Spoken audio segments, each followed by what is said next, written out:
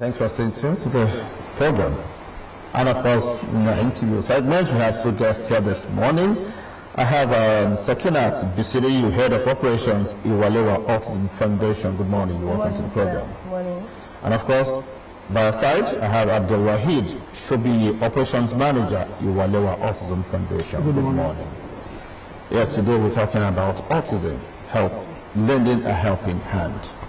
First and foremost, as a layman that I want to ask you, what is autism? Good morning once again.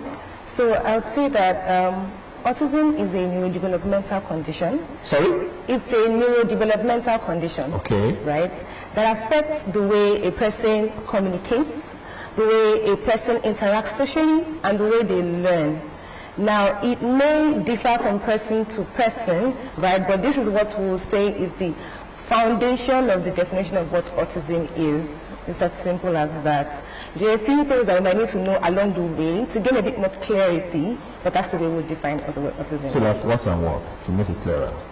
All right, so we would say that, as I defined, it affects the way a person speaks, the way they interact, and the way they learn. So, for example, right, the way you're speaking with me, and I need to look at you, right, is the way you'd expect that I would communicate with you. Okay, right? Respond back to me. Yes. However, someone that is on the spectrum may, and I use the word may, because autism is a spectrum. It's like a rainbow that has different colors on it, right? So, the way I am responding to you, right, someone on the spectrum may not respond directly like this. The person may take a few more minutes. The person may respond to you in a different manner, right? So that's just an example. I'm trying not to give too many different examples so that someone watching does not exactly define it by this. Again, autism is a spectrum. There are so many different ways, so many different symptoms, so many different presentations of what somebody on the spectrum may exhibit, but it's only a doctor that comes to assign that a person is on the spectrum specifically. Okay.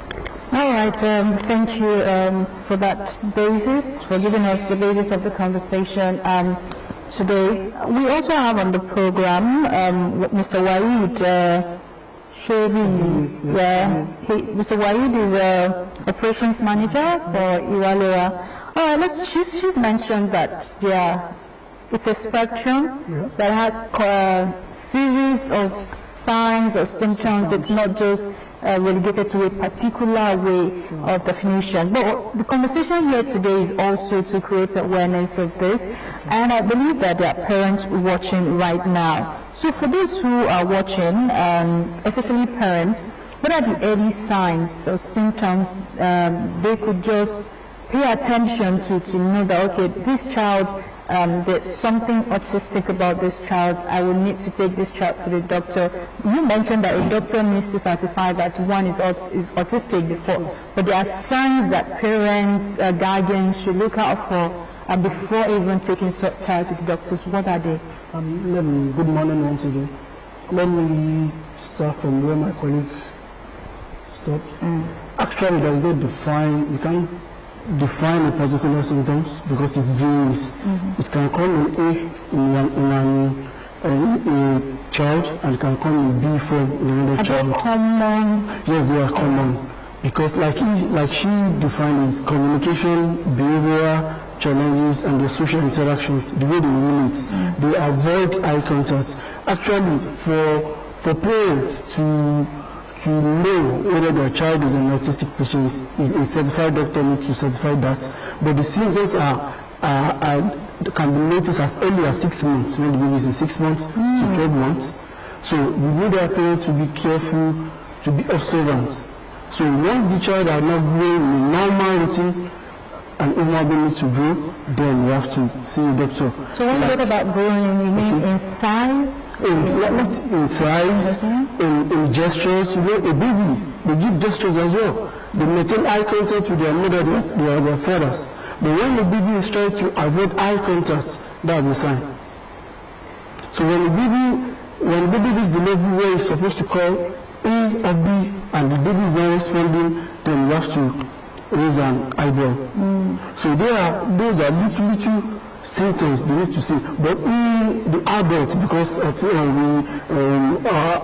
who have autism, so in there, they will not relate with their peers, they might be isolated, they might not talk to people, they might be doing consistent, repeated something all the time. So you're saying people can have autism even when they're not born autism? No, it can be detected lately. Lately. So it's not necessarily at the infant stage. Yeah. But we've heard that autism can be managed. We've seen varieties of autistic patients, and some don't even look like it until you've had to, sit down or interact with them. And also, there's this conversation around autism that some people feel like it's a death sentence. There's this particular TikTok page I follow.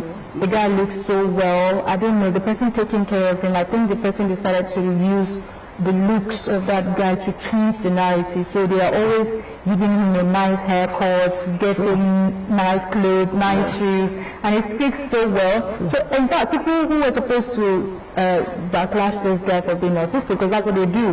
They start liking this guy. Oh my God, I love this guy. So let's talk about the stereotypes people have for autistic patients, and talking about it not as a death sentence. Yeah, having autism is a death sentence. It's a spectrum, as she rightly said. So it can be managed when proper care is being given.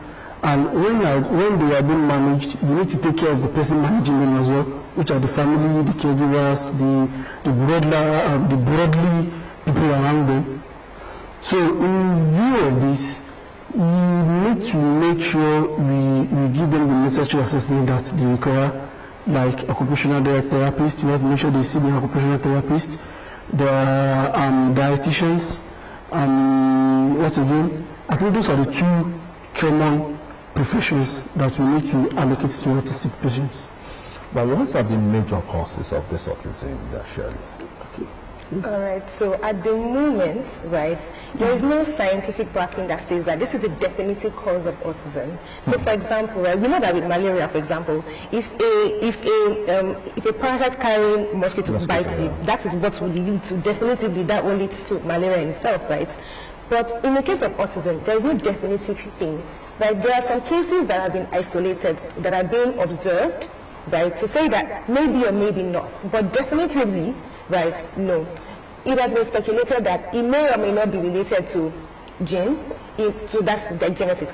It may or may not be related to what people consume. However, definitely speaking, there is nothing that says it's a specific cause. And that's why we say that autism is a neurodevelopmental condition. It begins from the way a person grows. So it is when science gets so many people that get their assessment at the right time. As you said earlier, right, people may not get assessed at the right time. Okay. So it delays diagnosis, and it also delays the research of science, because people do not come out early enough. Therefore, we're not able to make our research early enough to be able to detect it.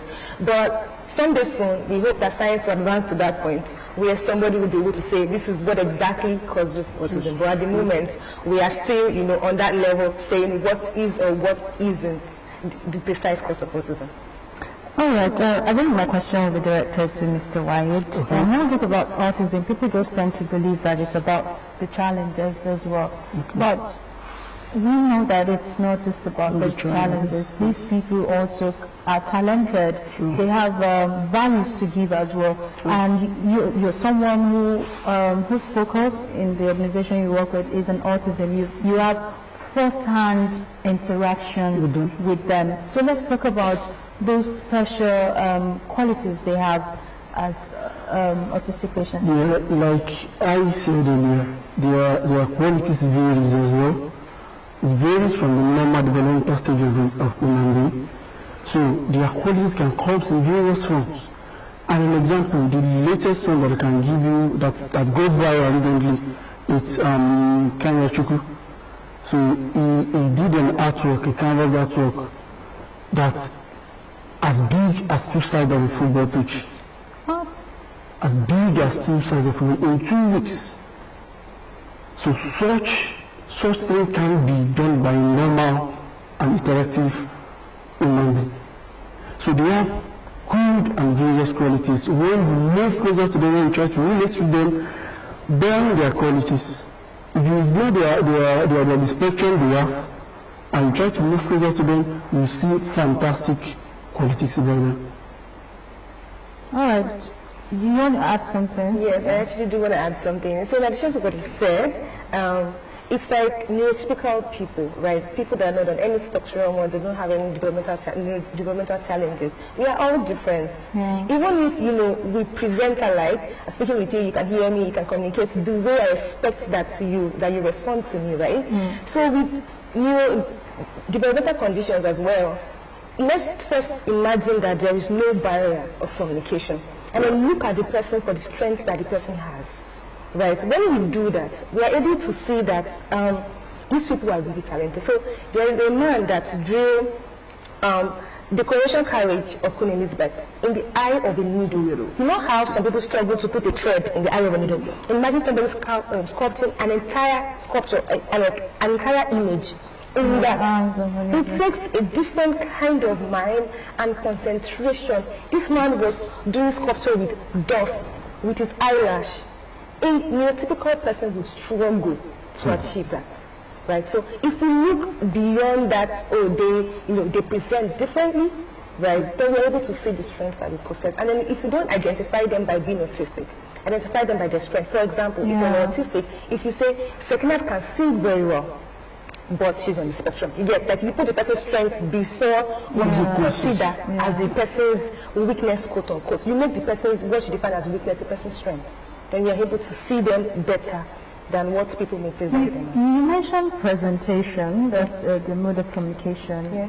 What best way can one communicate with these people that will be able to make communication felt by both people, both the person sending and the person receiving? So first off, it starts with, of course, the diagnosis and then the management. As you said, there are professionals that they need to be exposed to speech therapists, behavioral therapists, as it may apply. Upon diagnosis, a medical professional will say the specific goals that they need to incline towards. So I'll give an example of some of our wonderful individuals that we work with at Iwalewa Autism Foundation. Right? Yeah. At specific times, maybe after every academic session, depending on the educational institution that some of them are enrolled in, they will give an account of their strengths. For example, I'm able to sit more patiently now. Therefore, the goal that we are going to have focus on next is for me to be able to, for example, dress myself.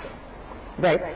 So if we know what the goal is, in terms of expectation, communication expectation, I'm not expecting a child whose present focus is to be calm, right? That the person's mode of communication will be as fluid as the person whose next goal is to be dressed out as more focused. So the first thing is to understand in all objectivity, right, what the person's stage is at, the person's communication milestone. Where is the person? So that I'm not expecting that the way I'm speaking fast now that the person is processing it like that. If it's someone whose communication is a bit, permitting to use the word slow, right, I know that I need to be a bit more patient with that person. Whereas someone on the spectrum that is more functional, so we say that people on the spectrum, they are on different levels. Some people require zero support, like they can have families, they can have kids, and they don't even realize that they're on the spectrum until a diagnosis, especially adults, right? Whereas someone that is on like level 1, someone that is 100% support, right, that kind of person, I'm not expecting to just go. Right. So the first thing is to understand what level the person is on. Then you know what kind of communication method you are going to apply with the person. Because if you are going based on what you need, you're not going to achieve anything. You're going to be so you're going to keep going at a roundabout, which is going to be a problem. It's going to frustrate you. Yeah, it's just going to be frustrating. But if you take a moment to rest and speak with the person's guardian or parent or therapist and say, okay, where are we? Then it's easy to know where you are going.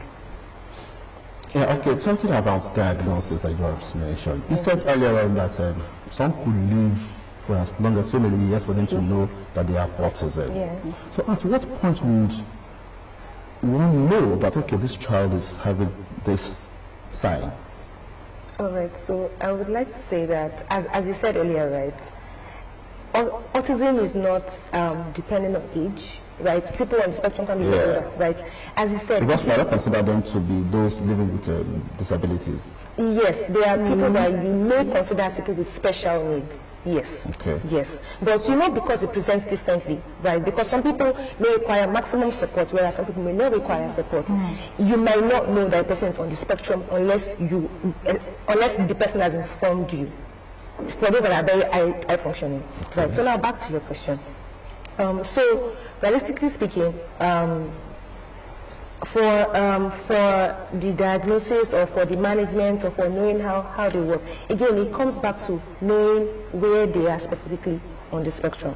It comes back to knowing, okay, for example, on the way I'm speaking with you, if I realize that when I speak with you, you shy away from conversations, okay, or when all of the lights come on, right, you are a bit uncomfortable, right? So let's take the case of a child, since you mentioned a child. Yeah. As a parent, I should be concerned. Because neurotypical kids don't shake seeing so many like rays of light, for example, or when somebody turns on like an advert and then I just go, oh no, this is not comfortable. It is when you observe those things, right, that you can then say, you know what, I think we should see a doctor. This is not because you are certain that the child is on the spectrum. It's because you want to eliminate that factor, or you want to get confirmation that is it or isn't that. Again, we said autism is a neurodevelopmental condition.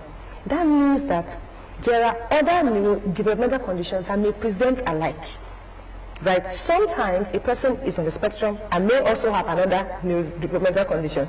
So if a person just assumes, so for example, Kuno's mother is autistic, for example, right? If you now say that because Kuno's mother is autistic, therefore Auntie BC's autism must be like Kuno's mother's autism, it's a problem.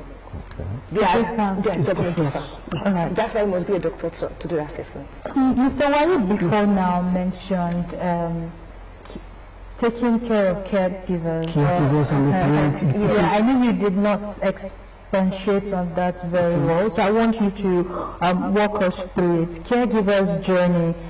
We know it's not an easy one. It's one that comes with a whole bag of patients. You need, just like you said, the communication, you need to understand to be able to walk through that.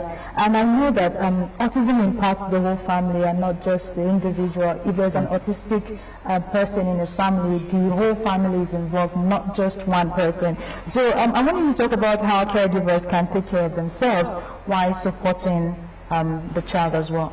Firstly, you ask a beautiful question here, because an adage normally says, I know to use a modern language. No, that's an adage normally says, so which means the person who is taking care of a sick person, probably if he or she is not taking care of himself, might probably fall sick as well.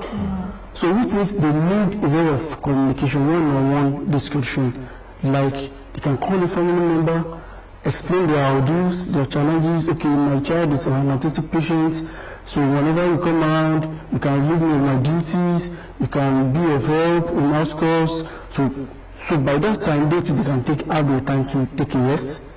They need to be doing they need to be doing every checkup. They need to be doing checkup every time to make sure they are in sound mind. Because a sound mind cannot treat an unsound mind. An unsound mind cannot treat an unsound mind. So they need to interact with people, call attention to people, let people know what they are going through one way or the other. So how much of advocacy is your outfit Iwalewa doing to sensitize people about autism? A lot. One, I will mention, we call it autism awareness stream. We go to autism awareness stream, AAT. Okay. We go to religious centers, to schools, to associations, NGOs, other NGOs like us. So to sensitize them, to let them know that autism is real. It's not myth, it's not fallacy, it's real. And it can be managed. It's not a death sentence. It's not something that can be it's not contagious. It's not a communicable spectrum, All right. Thank you so much for coming on the program. And we know that there's been conversation around autism In fact, Autism Day was celebrated somewhere in April.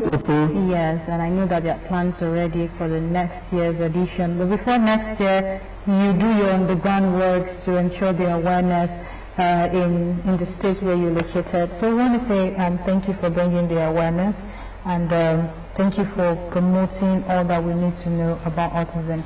But we're wrapping up now, and there could be people watching. Maybe we're like speaking their mind right now. We're like the people they need to hear from. Yeah, so as a form of reaching out and also making yourself accessible to those watching, how can you be best reached? All right, so we are available across social media platforms, on Instagram, on Twitter, on TikTok, on LinkedIn at Iwalewa Autism Foundation. Also, if you were to be in a community where you come for any of our programs, the Autism Awareness Train, we're going to have a conference next year as well. So if you were to be around these people, or if you hear about it, it's okay to just reach out to us at any of these sessions. Also, you can reach us on WhatsApp or on mobile call. Can I take the number? Yeah, sure. All right. 0813-492-5409 or 0803-722-6863. So if you call or reach us on WhatsApp, we will be able to attend to you. And again, autism is not a death sentence, and you are not alone on this. There's so many brilliant people that are autistic, and it would just be good to know that you're not alone. And through all of our sessions and programs, we're here to support all the way. Thank you very much. All right. Well, thank you very much for being part of the show this morning, and of course we want to appreciate you. So the program continues, and when we come back, it's going to be trending. I'm going to